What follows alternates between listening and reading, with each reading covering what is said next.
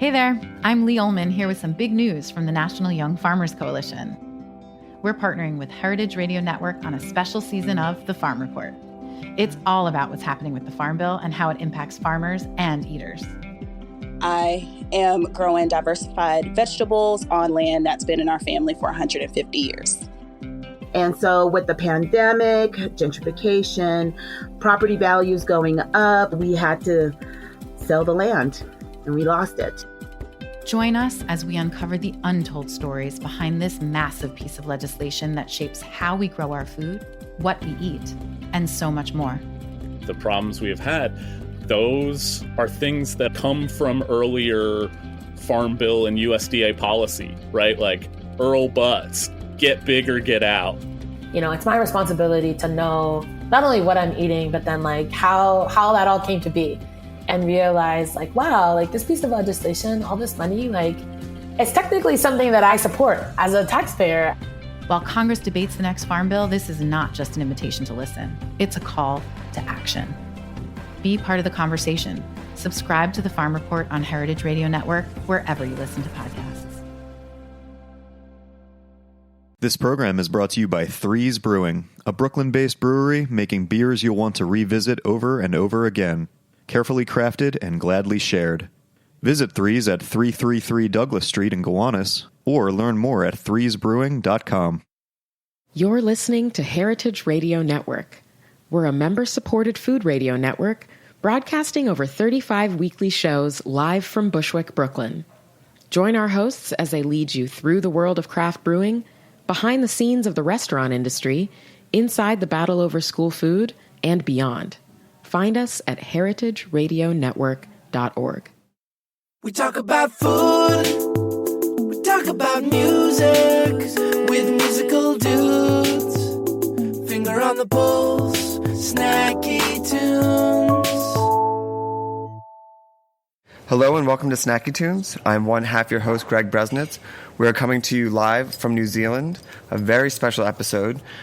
Kane Bambery, welcome to the show. Thank you, welcome. So Kane, you said that your grandmother changed your cooking. What were some of the dishes that you identify with her growing up? Mince on toast, 2-minute noodles, and takeaways on a Friday. What is a 2-minute noodle? It's a noodle cooked for 2 minutes. Okay, I mean that's very specific. It's a packet noodle, Maggi beef flavoured noodles with white bread and lots of butter. And what is the takeaway Friday? It would be a treat for the kids on Friday. So it was basically, I'm not going to say the company, but it's takeaways. Okay. And are there any lessons or traits from her cooking that you see in your cooking today? Discipline. I got home. I was the first of 5 home, so I had to cook dinner for the family, starting at 4:30. So if that wasn't done at 6 o'clock when everyone got home, there was a bit of trouble. And what would you cook for your family? Roasts, heavily microwaved stuff back then. Peas, carrots in a microwave, potatoes. No possum? No possum on the... So you started your cooking career at the bottom, and what was the kind of first job or the first task that got you on the ladder? My first job, I lied my way into... Like most good people in the good chefs. industry. I took a Larousse book to work every day, and I went to the toilet about 50 times to read that book and go back and cook and replicate what the chef wanted. So they'd be like, cook this, you'd be like, oh my God, my stomach, Yep, exactly. my stomach, sensitive boy. Got to go to the toilet, and then I was busted one day because someone took my book out. And what were the type of dishes that you were cooking at that time? That was French fusion, Ken O'Connell, basically, my first real job. So. And how did you meet Ken? Ken came to a dinner where I did a cook-up, and I was running the pass as a commis chef, and he just basically said, I want you within 2 months. And what type of, and he was at the Hermitage, so what is the setting for that? What year? What place is that hold in New Zealand? It was in Napier, so the first time I met Ken was Napier. Mm-hmm. He was running Vitals restaurant, I was at a little old church restaurant, and away we went.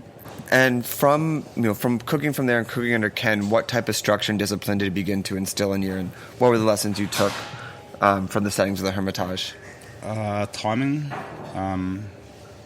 the hierarchy in the kitchen was really instilled in me there. Basically, timing was the big thing I got from Ken. And think outside the square. If you see a box, break it, basically. And for those who are not familiar with it, what is the Hermitage and what is the type of clientele and food that was being served there? The Hermitage is 1,200 person a day food operation. It's big. It's $2.2 million profit turnover. So it's big. It's a real big kitchen. There's 52 in the kitchen, 42 chefs, 10 kitchen hands, and it's tough at the Hermitage. And what was you said it was French food? What were the specialties there? Specialties, desserts, French fusion desserts mixed with New Zealand local produce, seafood heavy, real classical base sauces, a lot of butter, hell of a lot of butter, a lot of salt, and with Ken's twist, real fresh ingredients, local based, nature driven, and just knowing where the food's coming from is the big thing with Ken that I got too. You got to know where it's coming from. Let's go back to timing. When you're serving 1,200 people a day, where does the prep start? When do you start actually cooking for the people? Obviously, it's not in the kitchen. Where do you begin to control that much service? That starts at 4 a.m. for the bakers, but for us it starts at 8 a.m. The managers got together in the kitchen, sous chefs, head chefs, and Ken got together, and you'd lay out a plan for next week. So it starts 7 days ahead with him. He's pretty methodical. He's got 300 days. He's 300 days ahead. He writes menus. He knows what's coming in season. And as his sous chef, you're 6 months ahead, knowing what he's expecting. It was a seasonal menu? Seasonal, yep. How do you cook? I mean, most of the places, and as we've talked about before, you have that size. You're cooking a certain amount of eggs. You're cooking a certain amount of steak. How are you doing a seasonal menu and getting the right produce to be able to cook for those numbers? That's the connection he got. He went out, he visited farms, he'd fly to Auckland to go look for the Coomera suppliers, he'd go to Nelson to look for the Tamana suppliers, so he did a lot of the groundwork and set it up. Took him 3 months to set up, and after that it just rolled. People were contacting him, telling, I've got this coming. They're like, I've got 10 pounds of pig ears. Yep, it's coming. I've got eggplants in 3 weeks, do you want them? So he was cooking in New Zealand 5 years before that, so he had a real good base of the country. And then you eventually took over as an executive chef. Yep. So what was that process like? How did he hand over the reins? That was smooth. I'd cooked with Ken for 4 years before that, so that was really smooth. Really smooth. Just said, away you go. And how many years were you there as executive chef? 18, 19 months. Okay. Yep. And what caused you to leave? The environment. It's 300 staff living together. Nearest big town's 3-hour drive. And you just don't get out, really. If you're on call, you're on call. If they need you for 2 days on your days off, you just got to do it. Yeah, there's no but I have plans. I've got plans, I'm going to do something. No, it doesn't happen. And what were some of the, outside of timing, once you got into the executive chef position, what were some of the lessons that you learned that you carried through with you? Patience. Patience was a big one. Patience with your team, or patience with being able to kind of just get through, that much service? Patience with the team. That taught me a lot. At 26, I thought it was all my way. Then I met the general manager, Nigel Harper, also. That kind of changed me. It's not your way. It's everyone's way, kind of. You've really got to... You've got 3 restaurant managers. You've got 2 head chefs, 4 sous chefs, and myself. We all have to come together. Whereas I went in there as a sous chef thinking it's our way. It's running Ken's food, trying to install that in everyone. And I learned that very fast. Very fast. Once you left, you went to go eat your way through Europe. Yep. How did you decide to do that, and how did you plot your route? I didn't. My partner at the time was from Estonia, so I based myself in Estonia. I loved Scandinavian food at the time. Months before, I just emailed everybody I wanted to go and eat, and just went. Flew here, flew there, trained there, just eat everywhere. What was the balance of staging and eating? Balance of staging to eating, 70-30, eating 70. Would you set up the stages before, or would you go eat there and you'd eat 5 meals on the 5th meal, I want to learn how to cook there and plant roots? Set up the stages before, yeah, definitely. And where were the places that you staged? Did 3 days in the Noma kitchen cleaning stones with seawater. As one does. A good friend of mine got me into a Spanish restaurant, Mugaret's, and I cut beans for 5 days. Le Chateaubriand in France. I cut bread for 4 days. Just the randomest jobs you can think of. I've always been curious about staging because in other industries, apprenticeships can last for years, and most stages are 7 days, 5 days, 4 days. Can you really take away lessons from there? And if so, what are the type of things that you look for? Like, what qualifies a good stage? You do take lessons. Every kitchen's different. Every kitchen's run different. You take something from everywhere you go, whether it's setting up your spoons or not using the same spoon twice, or changing the chopping board 15 times during service. Or you do learn a lot. I was just there to look for food. I wasn't there to look as a manager or as someone learning to develop my managerial skills, or I just wanted to see how they did it. How do you run the best restaurants in the world? How do they do it? And from just as a gastronomy position, what were some of the more like the dishes or the bites that you had that were really highlighted and that still stay with you until now? The bone marrow the caramel bone marrow at Noma stands out. It was a dessert beef bone marrow, and it's caramelised for over 30 hours, and it just turns into pure candy. That stands out. The Chateaubriand's beef dishes stand out. Unbelievable beef dishes. And then the vegetable base in the north of Spain really stood out to me. Their vegetable production's out of this world. What led you to get off the road from eating and back into the kitchen and brought you to Roots? I was always going to go to Roots. I knew Julio for 7 years before that. We worked in Hawke's Bay together, but there was just the wrong time, wrong place. But I always knew I would end up at Roots. He just gave me a call one day. You bored of Europe? I said, yeah, I'm running out of money. And he said, sweet, I got a job in 3 weeks. And I was there in 3 weeks.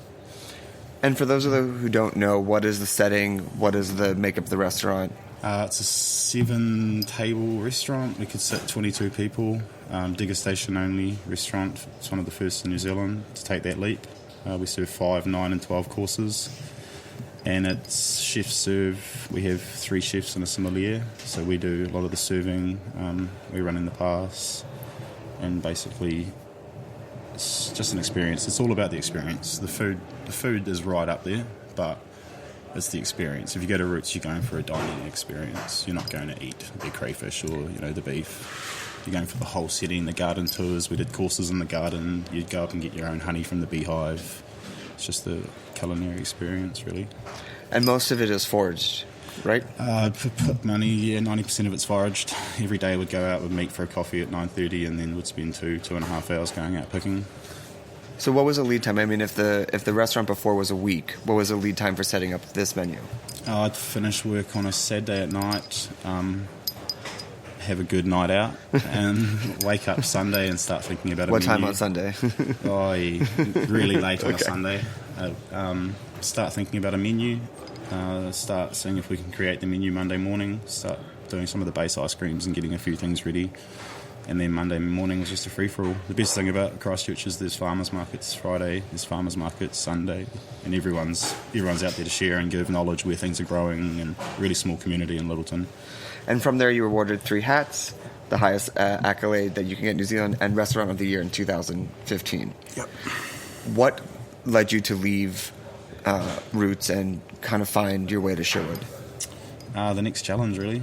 The next challenge. It was time to leave Roots. It's not a place you stay in your career. Julio's really pushing you to get out there and do more, get out there and learn more, get out there and see more. And it was just time, really. The next chefs that were there, Christopher and Bob, they took over and, done really well.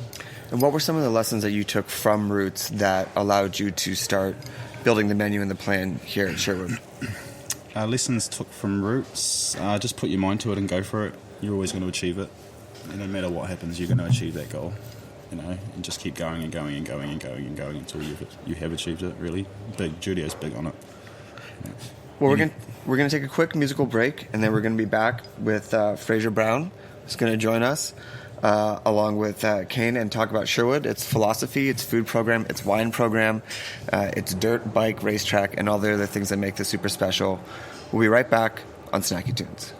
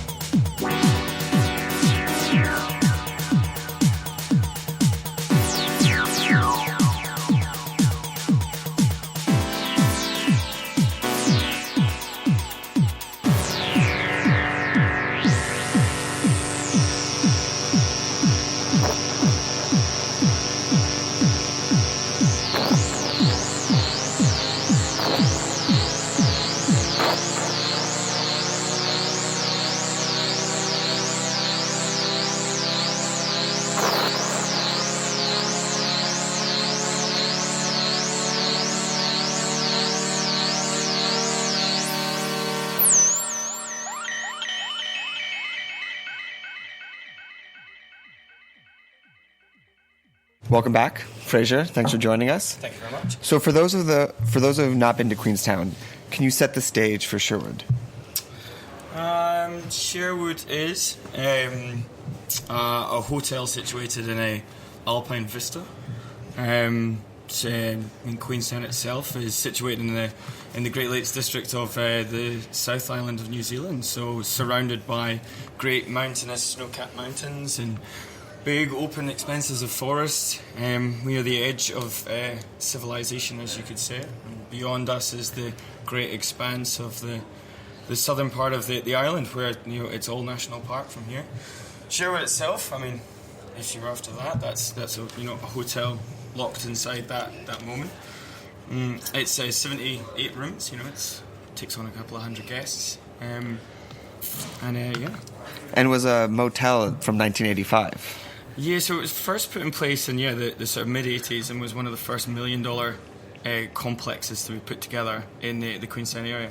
So a pretty big development for Queenstown then, when tourism was kind of finding its feet. And since then continued to lustre along as it was, and kind of slowly sort of ran itself quietly into the ground until the new owners came along and gave it a huge new boost and lease of life. Let's separate the restaurant into the two parts, and let's start with the produce. So, Kane, how can you describe the approach to sourcing the ingredients, the way in which you get the food from the area and into the restaurant? It's tricky. Queenstown's really tricky. We've got some really, really, really unique local growers who help us out a lot. But, some days some stuff won't turn up. Some days won't turn up for 3 or 4 days, so it's quite hard. But sourcing, it's quite easy. It's just pick up the phone, call Julie, and ask her what she's got, really. And whatever she's got, she'll bring for us. So what is the lead time on menus here? Before it was a week, the other one was maybe 12 hours. Well, we've just done a big swap out of the menu, but there's so much freedom here. I'm thinking of dishes to change. No, you're writing it down as we sit. Tomorrow already, there's a few things coming out of season, so it's time to start thinking of what's coming into season, what's new, what have we got abundance of at the moment. This morning we went foraging for some of the ingredients that we had tonight. How much does your foraging knowledge play into the menu here? It plays a lot. We've got a beautiful garden, so we can pick a lot of our garnish. I don't have to go looking for nasturtium leaves. They're growing right there, so we're very lucky in that sense. But we're out every day. The boys are out. One of the boys went down to Bluff today. He picked us up 2 cratefuls of field mushrooms. So, he's bringing them back, so we dry them out for winter. But it plays a lot. You just got to know what you're looking for, really. And the growing season is not as long in Queenstown as at other places. So when is the best time to get the most diverse product here, and what type of food are you cooking in the winter when it's a lot more scarce? So this year's really different again, a really, really different summer. I think we should be preserving by now, but it's a bit early. We'll wait till March, start stacking up for winter. A lot of mushrooms are going to play into our hands at the moment. A lot of stone fruits are being preserved. A lot of infusion of herbs with oils at the moment that we're getting really stacked up on. But winter's, it's about bringing that summer goodness into winter, freezing a lot of it. All our currant trees are frozen down at the moment. Blackberries next to be frozen down for winter. I'd love to use them right now, but it'd be a lot more special to be able to bring that summer vibe to a plate in the middle cold. Just like a little bite of sunshine. Done. A bit of happiness. So. And one of the other things that's really incredible here is the bread, which you get from the People's Bread in Wanaka. How did you find them? How did you select them as your provider of probably one of the most integral parts of the meal? Well, they fit in with the locally sourced. One of the big components of what we're about is finding things as close to us as physically possible, from the bread, the milk, Juliet Nevis Gardens, the produce, and it's all about the shortest distance to travel, the better condition it's going to be in when it gets to us. And it happens to be that Ruth and her partner make bread just over in Wanaka. It's a 45-minute hour drive away, and it's freshly stone ground flour every day kind of thing. So there's something quite unique there, and it's right on our doorstep. So what we're about is capturing this doorstep and showing it to anyone that wants to try it. And the other side of that is the wines that you have. So many natural wines, so many biodynamic wines. How did you decide to go that route? What is the current wine scene in New Zealand? Current wine scene, well, I guess you can divide it into two lines. You've got the ones who are natural wine believers, people who believe that wines can be left to their own devices, maybe faults and flaws all intact, and to those who wish to control that experience and fine-tune that. I'd have to say that the number there are a sort of great number of great, fantastic sort of natural wine-driven restaurants now in New Zealand, but there's still an old guard as well that's very much like staying with those sort of classic styles. Your Chardonnays come from certain areas, your Vic Pinot from certain areas, whereas New World, if the natural world movement is there are no rules. You can do what you want. You can grow things in places where they don't grow, and try out new ideas. So, and what led that kind of philosophy to be the backbone of your wine menu? Well, the original construct for that actually comes from a gentleman called Stephen Wong. He's a master of wine here in New Zealand and has worked closely with myself and in the directors in the past, and he was a driving force in saying this is something you guys should get involved in, and his passion is something I've worked with him for many years at other restaurants, and his passion there always lay in he wanted the weird and the wonderful, he wanted the small and boutique, he really wanted to show off the bespoke nature of the character of wines from different areas, and for that we ended up with this backbone of we wanted a natural wine, biodynamic or organics. We wanted to sort of let loose some wines upon the public that they might not be either prepared for or expect. And one of the things that I think is so ingenious is your taste wheel. Yeah. Or I don't know if that was called, but that's how it was described to us, where it's essentially just a wheel and it has essentially 4 different access points, and you can plot the wines along there.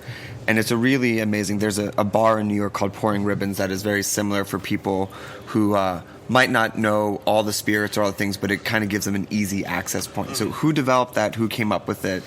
Again, we have to lead back to Stephen. Stephen was the driving force behind that. This was his invention, and actually for many years we'd worked together on the ideas of what different wine lists and how could you project the information to the customer in a different way. I mean, a great way he described it was a menu is merely just a lens of which you allow the customer to look into what you have, and how you focus that lens on what area you want to do it dictates what information they're going to retrieve from that information. So he was basically like this texture wheel, as we like to describe it, but yeah, flavor wheel in essence, was just another tool in essence to open up the world of wine. And most wine lists are categorized generally by their grape variety, so all Pinots are the same, all Sauves, all everything else, but they're not all the same, they don't all taste the same, they're not similar to each other. So here we laid it out differently to try and expose the fact that the Pinots on our list are actually more similar to other styles of grapes, therefore opening up the discussion for customers that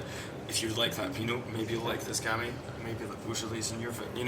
You start opening up their vocabulary and giving them more words to use, and you're empowering the customer, rather than shielding it away and going, I know everything, and you must learn from me. It's more like, it's right there on the piece of paper.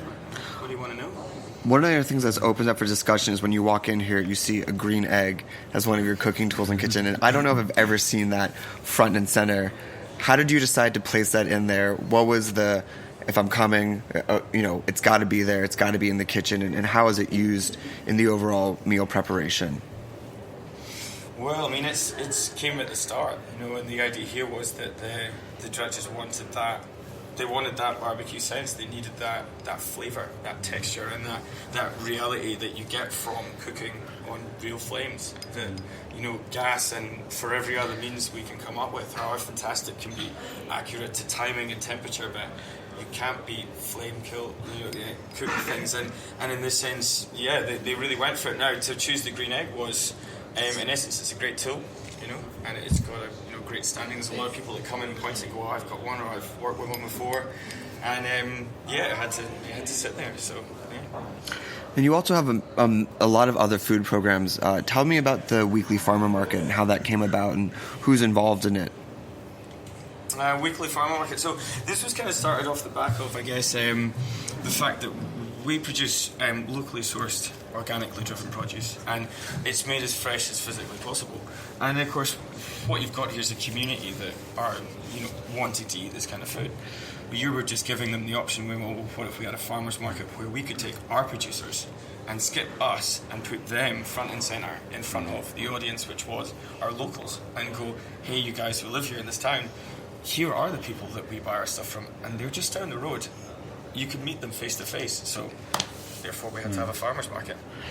And have you found that the community has responded really well while being in touch with the farmers, and that they've began to ask more questions, become more adventurous in their cooking, and the farmers themselves have brought different types of produce and began to bring new ingredients to people outside of what they might normally have been used to? Definitely so. I think just doing it, you've seen the connections being made. People who now possibly thought they were more on their own have realised that there's actually a wider audience out there of people who are like, no, I really get that, I really want that, and hey, I make this, and sort of linking up the little dots. And sometimes we get people coming in here and they're like, I just grow garlic just for the sake of it in my garden. Are you interested? And you kind of sit there and go, well, of course we're interested. Like, what's it like? What's its quality? And they'll sit there and be like, oh, look, it's all organic. And for many times they might say, hey, it's not certified. That's a very expensive process. But for some of these people, they have a passion, and we want to go, hey, do you want to come down, show off your stuff, and if other people are interested, then you'll make connections. So yeah, I think that there's been a real binding agent there, and we're just watching it grow, which is fantastic. One of the last things I want to touch on is the carbon footprint and the sustainability that weaves through the whole property, but how it really fits into the restaurant. You have a biodigester in the back. I think it's in the menu items. You talk about it. What is the approach and the philosophy for being, as close to carbon neutral or reducing the carbon footprint within the dining, and the education that goes into the dining experience? Well, what's the philosophy? I think you could go to any part of this globe and find somebody who would agree with this, that our impact on the environment is great, and it's grave, and it's massive. We have to do something about it. And then the next question is how. So what do we have here is we've been gifted this opportunity to show people how you can make a change. How can you make a zero waste to landfill bar? How can you remove your waste and turn it into compost? And we can physically show people in action moments, so that there's no kind of theoretical debate. It's more like, no, we're doing this, and that's what the result is. And often they don't actually see any change in the product. And in fact, when we explain it to them, they're like, oh, really? And then you can open the door to an educational experience of going, well, this is why, this is where it comes from, and sometimes maybe demystify a lot of the things that people just think just appear on your front doorstep with no ability. Distribution centres, how we execute, shipments of produce moving around the country, and then we say to them, well, we don't do that. For example, we have a keg wine programme, so we actively get our wine delivered from wineries to us by keg, which just cuts out a massive distribution arm. And then they go, oh, that's fantastic. And then at the same time, we can say we've limited our landfill waste or recyclable glass waste by, thousands of bottles a year. And then we move on to the next one and the next one. And the biothermic digester is a fantastic example of a device that technically in any size, you can now buy them to go into your house. You can get them. They're quite readily available, and yet, we stop throwing our waste into landfill. Almost 50% of everything that goes into landfill nowadays is food waste, and that's just, it's a crying shame. So what we get here at Sherwood is this opportunity to show people the end result of our labour, and they can then come in and say their dining experience had a lesser impact on the environment around them. Well, I want to thank you both for making time for me today. If people want to come eat here or stay here or check it out, where can they go? Website, Instagram, smoke signals? Sherwood, Queenstown.nz. And just look us up. Come check us out. We're on Instagram's Facebook page as well.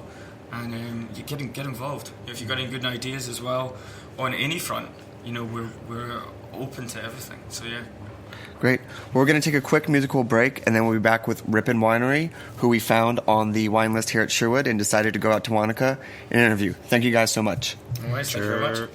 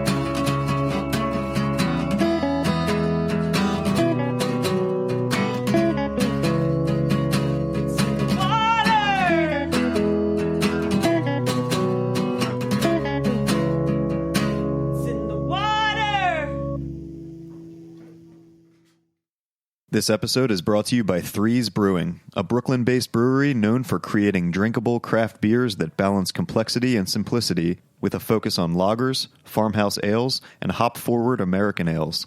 Threes Brewing makes beer that's good, not just interesting or different. Beer that can be enjoyed without jostling for your attention. Beer that you'll want to revisit over and over again. The brewery itself, located at 333 Douglas Street at the intersection of Brooklyn's Boerum Hill, Park Slope, and Gowanus neighborhoods, is a brew pub serving beers from the Threes portfolio and other top breweries, as well as cocktails and wine. While you're there, you can grab a sandwich from the Meat Hook or coffee from 9th Street Espresso. In the evenings, look for live music shows in Tiny Montgomery and a rotating series of DJs in the main bar. The brewery at Threes is a community space where friends can come together and strangers can become friends, or just drink Constant Disappointment IPA. Visit Threes Brewing at 333 Douglas Street in Brooklyn or their outpost in Greenpoint. Learn more at threesbrewing.com. Welcome back to Snacky Tunes. I am one half your host, Greg Bresnitz, here with Jo Mills at the Rippon Winery. Hello. Thank you for having us. Thanks for coming. Stunning setting. Yeah, it's a bit rubbish, isn't it? Yeah, everyone said you had to come here, and we didn't quite understand why until we turned that corner. Yeah. So let's go back to the beginning, 1912. 1912. What's the history? Who founded it? So, back in 1912, it was Wanaka, as it is now, did not exist. It was a service town for the high country farms, of which Rippon was one. So my husband's great-grandfather, Sir Percy Sargood, bought the land back in 1912. Back then, it was a massive tract of farm that went all the way out to Codrona, which is a township on the way to Queenstown, and way out to the other side of what is the Wanaka Township now, out to Albertown. So that was it. It was run as a high country farm. It was a self-sustaining farm. It had to be, because that's what farms were, and they remain to be. There was a cook shop, everyone looked after each other. It was a little community. So Percy died, and in those days there were death duties. So half of the family's assets had to be paid back in taxes. Pretty much how we are now. We were land rich, cash flow poor.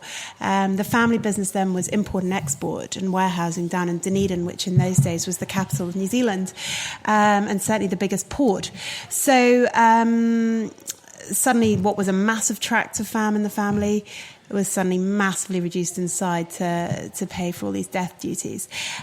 Nick, my husband's grandmother, Billy, was able to buy back some of that land at auction, but the land itself had massively reduced in size by then. So through the years, it was import-export, and it wasn't until 1975 that you started doing wine here with Rolf. Well, that was, so Rolf. So that was, those were experimental vines. So Rolf, who was my father-in-law, he was a submarine lieutenant in the Second World War. He spent time in the Atlantic near Portugal. And he saw very similar soils in the Douro Valley, part of Portugal, and had this kind of light bulb moment, seeing these south-facing vines as they are in the Northern Hemisphere, south-facing vines on very similar soils. He had this wow, maybe we could do this back in Wanaka, which was pretty forward-thinking for the 1930s, 1940s. Yeah, I mean, New Zealand now has a wine industry, but what was it back then, or did it exist? There wasn't really much. I mean, there's a little bit up north, but really Rolf's exposure to wine came through the family business, through that importing. They were having European wines on the table, and I should probably say they were in bottle, not cask, which in itself was quite unusual for New Zealand until really very, very recently. So he'd had that moment, that kind of, I guess, that slight epiphany, and came home after the war and went back into the family business. And then in the 1970s, he and his wife, Lois, moved back up to Wanaka. And, as you say, in 1975, planted some experimental vines. And what makes an experimental vine? It's really just trial and error. It's really just doing the tests. Can the vine grow here? Can this variety grow? Yeah. Can this variety grow? You're not doing it in a commercial capacity. So they just planted a few trial plants, and that kind of got the tick. He did a bit of reading around, and then the next step really, I guess, in the family story towards planting vines, because we were Angora goat farmers then, this was quite a jump. The next step was to move over to France for a year and actually see if they could do the viticultural life, because it's all good and well saying, vines might grow here, but actually can we do the the slog. So they did that. They moved over to Bergerac in southeastern France, and that got the ticks. They came back, and in 1982, the first commercial vines went in. And how did they figure out which ones worked? Was it the process over those 7 years where they were just trial and error? No, it was the trial and error came from 1982, and that's really where it started. So in 1982, basically no one had really planted further south of Canterbury. So, Canterbury to Central Otago, that's quite a jump. So what they did is they got all they could from the nurseries up in the North Island. To Calfata was a big nursery up there. And they just planted, and people were just saying, you really, should stick to goats. Yeah, or, gooseberries was going to be the next big thing, God help us. So, they took a punt and kind of said, well, we're going to try it. And in the early days, we had 30 varieties in 15 rows. So you name it, we had it. And was it mostly blends? It was mixed. It was, seriously, you name it. Cabernet, Merlot, Shiraz or Syrah, Pinot, thank God. Otherwise, who knows what we'd be growing. Riesling, Gewürz, Chardonnay, Semillon, Grüner Veltliner. No, sorry, not Grüner. Müller-Thurgau. It goes on. And where Rolf and Lois's approach be like, let's just see what works and let's just see what sells? It's not even what sells, it's what grows. It's empirical observation. Around the time they were planting, you had Alan Brady in the Gibson Valley, so close to Queenstown. You had Vernon Sue Burgess in Alexandra, which is about 100k that way. And a woman called Annie Pinkney, who never had her own label, but she was the only one with any sort of viticultural training. Rolf was a farmer, Alan was a journalist, Verdon was a carpenter. So she was the one who really provided the knowledge. And the first Central Otago wines weren't actually Rippon or Gibson Valley, they were Central Otago as a collaborative thing.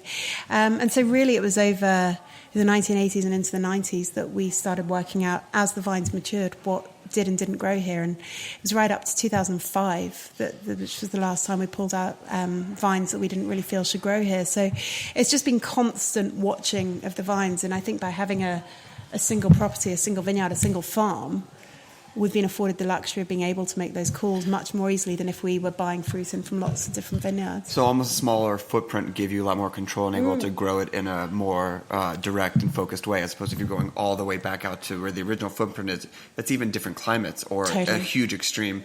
You can almost and what we're looking at right now. Is this what we're looking at? Are these the vines? Yeah. Okay. For those who can't see, because it's radio, it's not as big of a footprint as you. It's not acres and acres and acres. No. How big is it? It's 33 acres under vines. We measure in hectares here, so 15 hectares, 33 acres.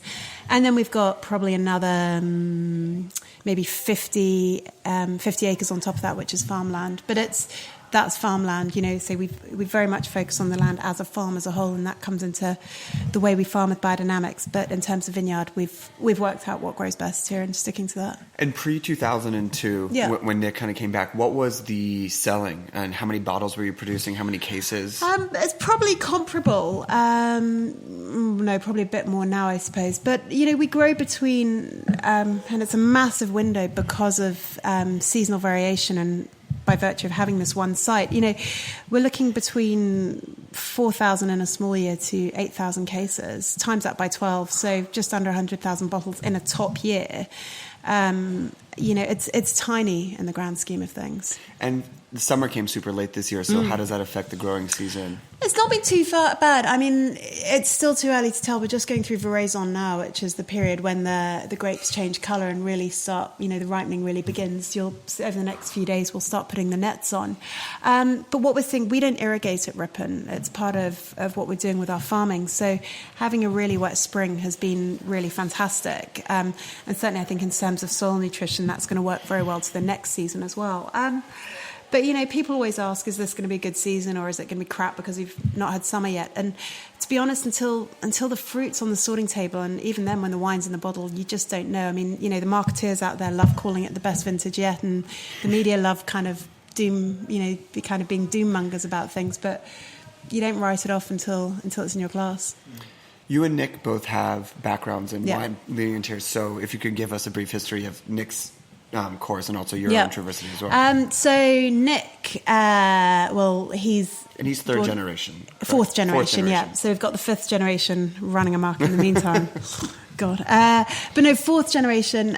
So he obviously grew up on the land. They shifted up here in the 70s, and he and his sister's summer jobs were planting the vines. So, they really are kind of part and parcel of this land. But his plan was to be a professional skier, and that's what he did. He was New Zealand's #1 to go off to the Olympics, and in kind of a typical athlete's tragedy, about 3 months before the Olympics, he smashed up his knee. He always hastens to add that was because he was leading the race up at Triple Cone, you know. Of course, he was just going so fast. Anyway, so smashed up his knee, and suddenly the Olympic dream was over. So he had to think about something else. So he shifted over to France. He'd retained some of his French from when they lived there when he was a kid.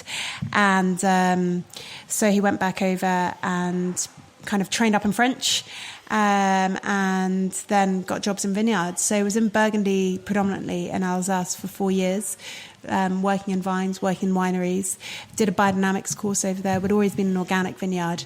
But then when he came home in 2002, that's when he brought the biodynamics back. But he hadn't planned to come home. He thought about, maybe going off to British Columbia and maybe planting vines over there, conveniently close to mountains. But his father died in 2000, and at the end of 2002, or kind of mid-2002, Lois, Nick's mother, called and kind of said, would you like to come home? And it was a big thing because he'd just had his visa renewed at Domaine de la Romanée-Conti, which is a well-known Burgundian vineyard, and it's quite hard to get that kind of thing done. So he kind of ummed and ahed, and then it was like, yeah, no, this is the one. So he came home November 2002. And what is your background? It's a curious one. I did English literature at university in England, and but always liked drinking. In fact, if I'm being completely honest, the reason I got into wine was because I really fancied the bar manager in our college, and he ran a wine tasting with the local liquor store, and I went along and suddenly realised that I was actually really interested in wine, even more than Jimbo. I got into wine, and after university, I did wine exams to get into the British trade and worked over there. And then just decided to come out here for a few months' experience to kind of, let the last piece of the jigsaw fall into place. You can read about pruning till you're blue in the face in a classroom in London, but when you're suddenly out here, it's like, oh my God, yeah, I get it. So I came out here in 2002, only planning to stay for 5 months. 2003, and 14 years later, toing and froing from here in Burgundy. Everyone's story we've met on this trip has been like, yeah, I just came here and I just stayed. Yeah, it really happens, and you can see why. And it's been a really cool place to be. I mean, Central Otago in 2003, I came out here just chancing my luck in terms of finding a job, and it was still a really emerging region. I'd heard about it back in England, but I think I was in the right place at the right time and just met some really, really amazingly open people. And that's what's incredible about the region and the industry, is there's always been it's very welcoming. I think because we are, at the bottom of the earth in the middle of nowhere, we all do help each other. And I mean, I wouldn't be there if it weren't for that attitude. So, yeah. We're going to take a quick musical break, and then we're going to come back and talk post-2002, turning this into a biodynamic farm, the wine itself, and the music festival that you throw. Yeah. We'll be right back on Snacky Tunes. This is where a river starts. Though I know nothing could be perfect, there's places we pass through on our journey through the rapids, and then takes a turn. There's some bands it goes to. Fresh water to salt. Now everyone controls you. Nothing could ever be stopped. Back on me. Start it all over.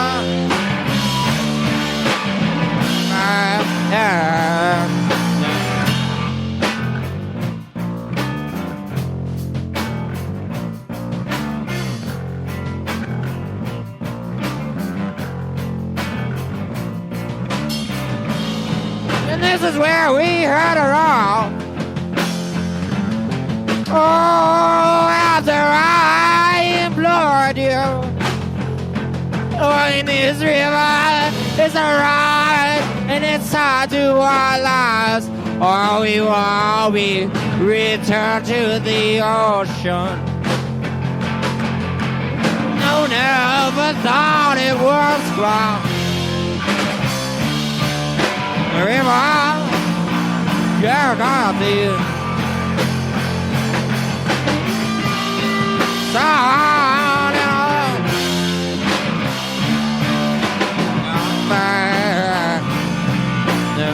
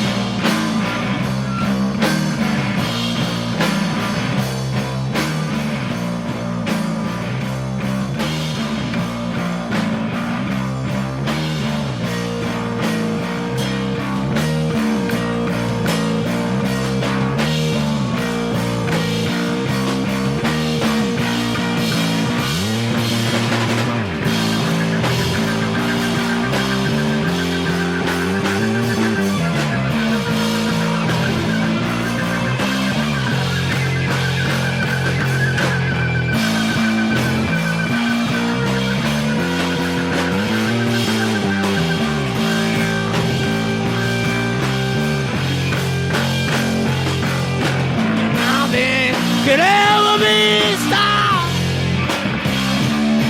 when the river came out to you. Whoa.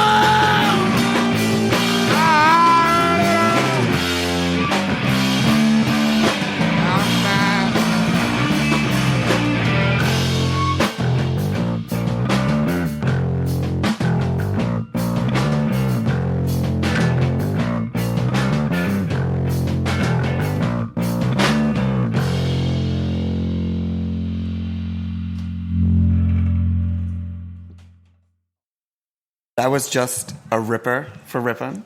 Welcome back to Snacky Tunes. So 2002, Nick comes back and essentially turns everything over to biodynamic. What is that process, and how hard is it to take something from where it was just kind of experimental, just trying to survive, to something that's super focused and has a large set of rules in its practice? So I guess the biodynamics is often seen as an extension of organics. It's really working along to the principles and teachings of Rudolf Steiner, who did a series of lectures called Agriculture. There's all kinds of things that freak people out because we're talking about the celestial, about the stars, about the planets. We're also talking about the largest biomass in the world that we can't see, you know, the bacteria and the microlife in our soils. Anyway, so biodynamics looks really at the farm as a whole. And you say a lot of rules. Yeah, there are and there aren't, but it's very interpretive, and it allows farmers to work with their farm, doing what's best for the farm. Some of the other regulations you get, certainly along some of the organic certifications, is much more prescriptive, saying thou shalt not do this, whereas whilst there's an element of that with biodynamics, every farmer, you know, has the freedom to do things that are right for their farm. How easy was it? I'd say it's pretty easy, actually. You know, we planted the vines through the 1980s, really. That was the bulk of our plantings, and into the 90s. We'd been organic since the inception. So really then moving forward to biodynamics was a natural progression. I guess in Burgundy, which is where Nick studied and really got struck by biodynamics, you have, due to the old Napoleonic laws, you'll have one piece of land that can be owned by several different families and growers. So side by side, you might have 3 rows, I might have 4 rows, you know, Bob Random over there might have 6 rows. And by having those rows side by side, you can see what works, you know, because you might be a chemical farmer, I might be organic, you know, someone else might be biodynamic. So it's a very easy way to look at the health, not just of the vines, but really as the soil as well. But, you know, we're going back to 2002. I think people are much more open to biodynamics and organics now. But, God, when I came out here in 2003, I mean, it was people would just be taking the piss constantly. It was, it was, oh my God, do you dance naked around the vines at midnight? Do you sacrifice young virgins? And it's kind of like we do that, but the wine's really good too. But also I was going to say, hey, that's just Friday night on the farm, seriously, but the vines. But I mean, it got really boring, just have to justify it. But, this is not newfangled, new age, modern stuff. This goes way back. When I was in France, when I was working in England, I was talking to a grower in 2002 about the unusual year, and they said, c'est à cause des 13 lunes. It's because of the 13 moons. In certain years, you get, with the cycles, you get 13 moons instead of 12. This is, again, people might say it's mumbo jumbo, but there are thoughts there. And I mean, we all know the moon has an effect on the Earth, so why not other kind of planets or other celestial bodies? So really the hardest thing was changing mind shift and kind of battling cynics. I mean,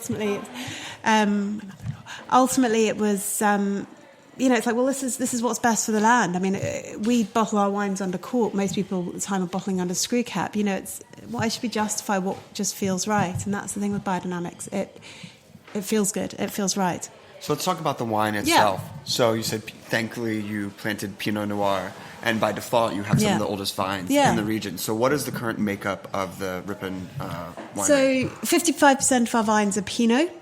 Then we have Riesling, which would be our second largest planting. Maybe, oh God, I'm not very good on numbers. I know, let's say 25%, something like that. Gewürz, Sauvignon Blanc, Oststeiner, and a tiny bit of Gamay. As we've pulled out over the years, as we've pulled out other varieties, we've replanted with Pinot, Riesling, and Gewürz. They're really the ones that over the years have, I guess, put their hands up and said, we deserve to be here. We're a cooler climate. We're on beautiful schist soil, which is a metamorphic, very silica-heavy, light refractive rock. And so these are the ones that are saying, plant me. A lot of people in New Zealand, it's awesome to see in Central Otago, people are going from a very small planting of maybe Pinot and then maybe Pinot Gris or Riesling, and suddenly you're getting all these crazy varieties. Mount Edward's planting Grüner Veltliner and Albarino and Pinot Blanc, and other people are trialling some of the Spanish varieties, which is amazing. We've kind of already done that trial as far as we're concerned, so we're kind of honing back, but it's amazing to see what other people are pushing out there. And what is, in 2017, the current state of Central Otago wine country? It's awesome. It's really, really good. I think what we're seeing is you get waves in wine. Sorry, I jump around a lot, but you get waves in wine. You get, in any wine region, you get the pioneers. You get the people who are coming here and then kind of founding, laying the foundations for an industry. You then get the professionals, the kind of second wave, the professional winemakers coming in. They actually know what they're doing instead of everyone else who's just feeling their way. Then you get the third wave, which is like, I guess, the lifestylers, the retired farmers, the dentists, the doctors, the lawyers. Sometimes it's people who are sitting on their, their balcony, maybe in Waiheke Island, maybe in Sydney, maybe even in California somewhere, and they're drinking a glass of Pinot Noir, and they like the idea of having their own vineyard, and that's awesome. But you've got to be committed to it. And so around kind of the early 2000s, you were seeing a lot of those plantings. Some of them have survived. Some of them realised that actually, if you did want to charge $45, which at the time was an expensive bottle of New Zealand Pinot Noir, I mean, we're probably talking more like $55 now, you actually need to look after your vines, and you can't just put Central Otago on the label and expect people just to pay that. So I think over the period of, I guess, after the GFC, there was a natural kind of clean out. Maybe, people selling up, people realising this was actually really hard work. Before you can even sell a bottle of wine, you've got 3-4 years of growing grapes, of capital, before you're actually going to produce a bottle of wine. So you don't jump into it, unless you're really committed. Then you get what's the outsiders coming in. So wineries from other regions buying into the region. They realise the potential of Central Otago or the value of Central Otago. And so you'll get out-of-towners with their Central Otago Pinot. And now we're seeing people like LVMH, who are in Cloudy Bay. They've bought into the region. So that's like the fifth wave, which no one really saw coming. And that suddenly takes Central Otago to a whole new audience. So that's kind of the evolution of Central. But I guess in terms of the health of the industry, it's great. The vines are maturing. For a long time, people used to say, "Oh, Central Otago is all about fruit bombs." Well, fruit's a given. I mean, apart from anything else, this is a grape we're talking about. But I think as the vines mature, you are getting a bit more. You're getting more texture, you're getting more structure, you're getting more site specificity, what the French would talk about, terroir, a sense of place. And you're getting wine growers who perhaps are happy just to let the wines talk for themselves rather than trying to impose winemaker ego on it, saying, this is my stamp. No, this is the vineyard, this is the site. And also you are getting people who realise that you only get this one chance. We at Rippon, we talk about being custodians. And that's why we're growing grapes right now. We've been on the land for 4 generations. I mentioned our 5th. We've got our moment and we want to do it right. And so for us, that's biodynamics. And I think other people are realising that, perhaps, contributing to Monsanto's coffers might not be the best way to do it. That really actually looking after the land, organics, biodynamics, just inter-row plantings, all these kind of things. Actually giving back to the land is really important, and long may that last. One of the other things that you do for giving back is you throw a music festival. Yeah. How did that come about? When did it start? Is it called Rippers or Rippon? It's not, it should be. It's the Rippon Festival. So it's every other year. It's New Zealand music only. So Rolf and Lois established it with a local music teacher at the local high school. She wanted it as a way of showcasing local talent. So that was back in '96, our first one. And then it's in the early days, it was every year, and then it got bigger and bigger, and it's been every other year since. It's only New Zealand music. It's over the course of a day. We've got our natural amphitheatre outside. You can imagine all these bands that are used to playing in scungy venues. I mean, they're no longer smoky, but these scungy, sweaty venues, and they come here, and it's in February, and you've got 5,000 people rocking out in the sun. It's just like, what's not to love about it? And is backstage wine only, or it's all Rippon, yeah. And so when is the next one? We're on a bit of a hold at the moment. Just the impact of 5,000 people on the land, it takes its toll. So what we're doing is we're trying to concentrate a lot more on smaller events, again, predominantly in New Zealand, but using the hall that we have here. So, keeping it to kind of 300, 400 people. We are looking at a possibility of something outside soon, but it's an amazing thing to have, and we're going to keep on supporting New Zealand music. But you can imagine that 5,000 people pounding the land is it's quite a big thing. Yeah. Well, Jo, I want to thank you for making time for us today. Thanks for having me. Hopefully this will be here for 5 generations. Do any of the kids, are they old enough to show interest in it yet? Are they picking grapes? They're certainly picking grapes, eating them, and they're drinking it. Tasting it, I should say. They're all under 10. So, who knows? I think, all we can do is really get them into the land and, feeling connected to the land. If we try and say, you're going to be a wine grower, they're going to end up being a pilot, or if my 5-year-old has his way, a rock star. But, I think so long as they have an inherent love for the land, I think that's the best possible way to hope that they can keep on going through to the next generation. Amazing. So where can people find you online? Can they order it to the States? Yeah, we're www.rippon.co.nz. We are in the States as well. Our distributor information's on our website. KNL in California take our wine. Sherry Lehman, and many liquor stores near you. And if not, go and ask for it. Well, thank you so much, Jo. Thank you to the team at Sherwood. We're going to play one more Ripper to take this episode out. Thanks for listening to a very special New Zealand episode of Snacky Tunes, and we'll be back next week with a brand new one. Yeah.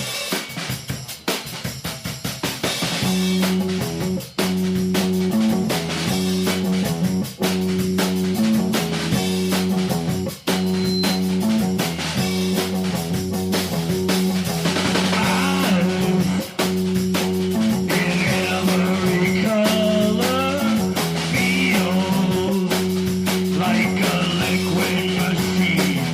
Every earth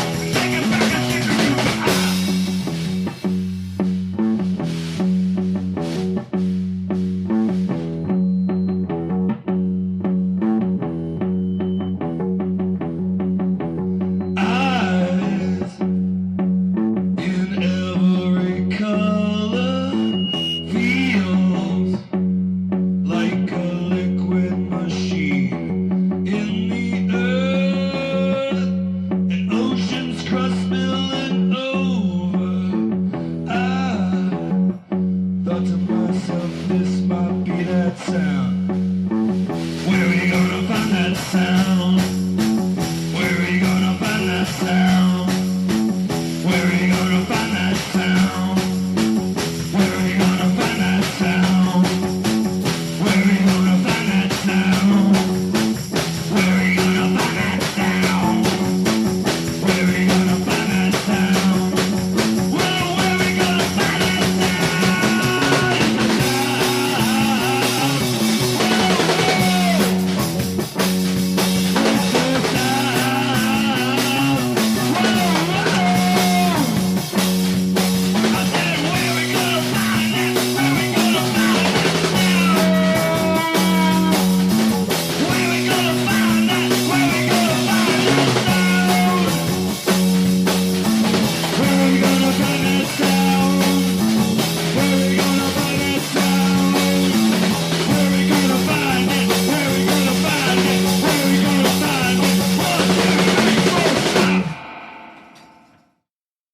We talk about food, we talk about music with musical dudes. Finger on the pulse, snacky tunes. Thanks for listening to Heritage Radio Network, food radio supported by you. For our freshest content and to hear about exclusive events, subscribe to our newsletter. Enter your email at the bottom of our website, heritageradionetwork.org. Connect with us on Facebook, Instagram, and Twitter at heritage_radio. Heritage Radio Network is a nonprofit organization driving conversations to make the world a better, fairer, more delicious place. And we couldn't do it without support from listeners like you. Want to be a part of the food world's most innovative community? Rate the shows you like, tell your friends, and please join our community by becoming a member. Just click on the beating heart at the top right of our homepage. Thanks for listening.